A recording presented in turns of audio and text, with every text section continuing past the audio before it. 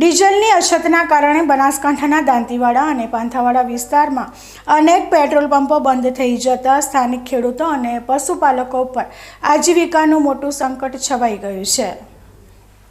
બનાસકાંઠા જિલ્લાના સરહદી પંથકમાં છેલ્લા કેટલાય દિવસોથી સરકારી અને ખાનગી કંપનીઓના પેટ્રોલ પંપ પર ડીઝલનો પુરવઠો ખોરવાઈ જતા પરિસ્થિતિ અત્યંત વિકટ બની ગઈ છે।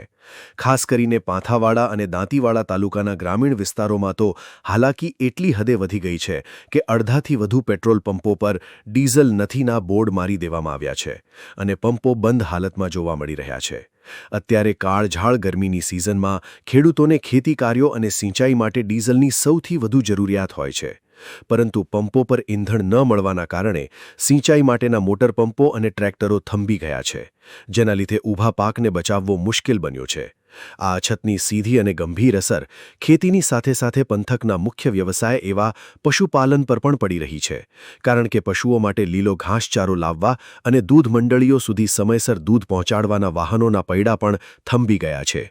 એક તરફ કફોડી બનેલી સ્થિતિ વચ્ચે ખેડૂતો તાત્કાલિક ધોરણે ડીઝલનો જથ્થો ઉપલબ્ધ કરાવવાની ઉગ્ર માંગ કરી રહ્યા છે, તો બીજી તરફ 2 વ્હીલર અને 4 વ્હીલર લઈને નીકળતા સામાન્ય વાહન ચાલકોને પણ એક ગામથી બીજે ગામ ભટકવું પડી રહ્યું છે।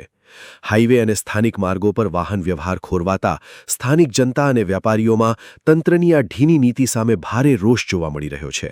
ત્યારે જવાબદાર અધિકારીઓ વહેલી તકે આ ગંભીર સમસ્યાનો કાયમી ઉકેલ લાવે તે અત્યંત જરૂરી બન્યું છે।